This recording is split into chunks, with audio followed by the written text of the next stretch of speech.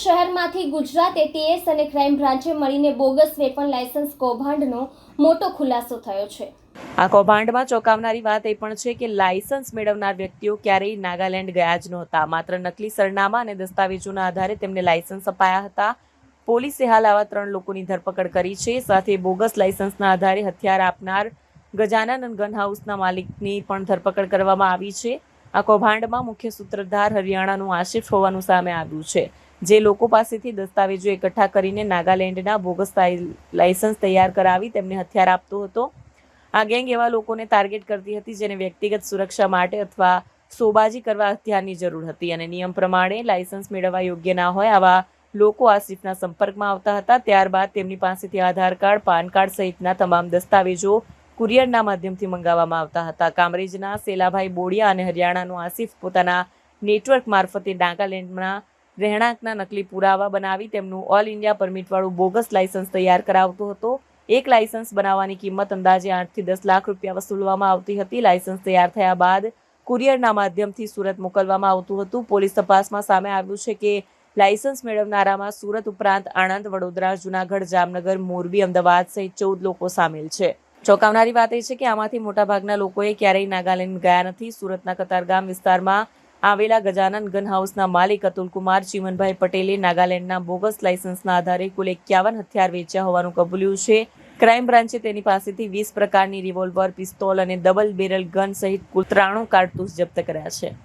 Gujarat police તરફથી અલગ અલગ રાજ્યોમાંથી ફેક લાયસન્સના આધારે जो नॉन प्रोहिबिटेड बोर वेपन्स છે એના ખરીદી કરીને યુઝ કરવાના જો એક બાતમીના આધારે જો એટીએસ તરફથી કાર્યવાહી કરવામાં આવી અને આ જ અનુસંધાને જો સુરત સિટી ક્રાઇમ બ્રાન્ચ તરફથી બી એના ઉપર વર્કઆઉટ કરવામાં આવેલા, જેમાં 20 જેટલા વેપન્સ જો જેમાં .32 બોરના પિસ્ટલ છે, રિવોલ્વર છે, ડબલ બેરલ ગન્સ છે જો અને આ પ્રકારના વેપન્સના રિકવરી અહીંયા કરવામાં આવી। ટોટલ કુલ 20 વેપન્સ પકડવામાં આવેલા, જેમાં 93 જેટલા જો કાર્ટિजेस બી અલગ અલગ જો પિસ્ટલ અને રિવોલ્વર એના અને ડબલ બેરલના કાર્ટિजेस બી છે અને ટોટલ અત્યાર સુધી 4 આરોપીઓને પકડવામાં આવેલા છે અને કુલ 16 જેટલા આરોપીઓ અમારા વોન્ટેડ છે જેને પકડવાની કામગીરી ચાલુ છે।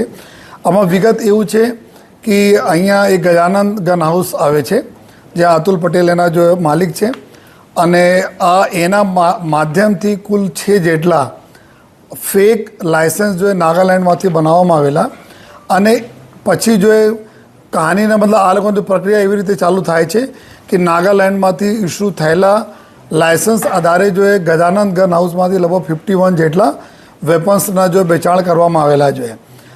આ અનુસંધાને જો એક વ્યક્તિ છે જેના સેલાભાઈ બોડિયા નામના એક વ્યક્તિ છે જો અહીંયા કામરેજ પાસે રહેતા હતા અને આ એના માધ્યમથી જ્યારે ગનોના વેચાણ અહીંયા થતા હતા ગજાનન ગન હાઉસમાંથી ત્યારે જો અતુલભાઈ એના કોન્ટેક્ટમાં આવીને એક આસિફ કરીને એક વ્યક્તિ છે જો હરિયાણામાં રહે છે, જો આ બધા આમાં કિંગ પિન અત્યાર સુધી અમારે તપાસમાં નીકળ્યા છે જો મેન એના મુખ્ય એના કલ્પ્રિટ છે, તો એના કોન્ટેક્ટ કરીને અહીંયા જે લાયસન્સ જો ઈચ્છુક લોકો હતા જો એના કોન્ટેક્ટ કરીને અહીંયાથી એના આધાર, પેન, બીજા જો ફોટો વગેરે લઈને બ્લુ ડાર્ટ કુરિયરથી સીધે નાગાલેન્ડ મોકલવામાં આવતા હતા આસિફના બતાવેલ જગ્યા ઉપર જો અને જો આંગળીયા મારફતે જો પૈસા લગભગ 10 લાખ રૂપિયાના આસપાસ પર વેપનના જો અત્યાર સુધી તપાસમાં એવું આવેલા છે।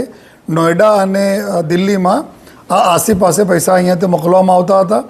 નાગાલેન્ડમાંથી પછી વેપન આપણાના લાયસન્સ બને જો લાયસન્સ બન્યા પછી અહીંયા લાયસન્સ આવે અને એના આધારે જો આપણા ગજાનન ગન હાઉસમાંથી ટોટલ બધા આ તમામ લોકોને જો વેપન અહીંયા આપવામાં આવેલા હતા।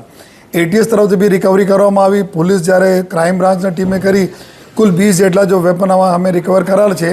4 આરોપી પકડા છે, 16 જેટલા આરોપીઓને પકડવાના બાકી છે, એની પ્રક્રિયા ચાલુ છે।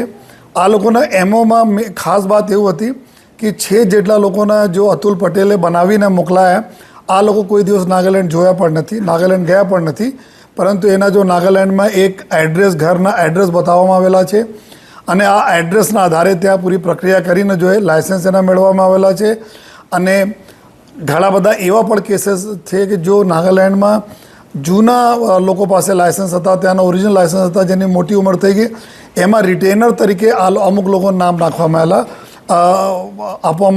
નાખવામાં આવેલા, જેમાં આ લોકો ખોટા એડ્રેસના ક્રિએટ કરીને રિટેનર તરીકે નામ નાખે અને પછી રિટેનરના આધારે નવા લાયસન્સ કઢાયા જોઈએ.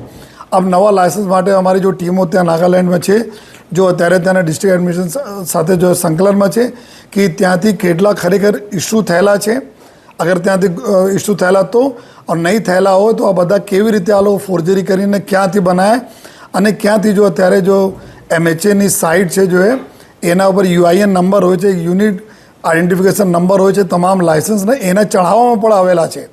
તો કેવી રીતે ખોટી રીતે આ સાઇટ ઉપર ચડાવવામાં આવેલી છે, અંદરનો કોઈ વ્યક્તિ ઇન્વોલ્વ છે કે નહીં, એના માટે પૂરી અમારી ટીમ અત્યારે કામ કરી રહી છે જોઈએ. લેકિન અત્યારે કુલ 20 જેટલા વેપન, 4 જેટલા આરોપીઓનો ધરપકડ કરવામાં આવી છે. આ એક મોટું સ્કેન્ડલ છે જેમાં આ લોકો બીજા રાજ્યોના ખોટા લાયસન્સ બનાવીને અહીંયાથી વેપનના વેચાણ કરીને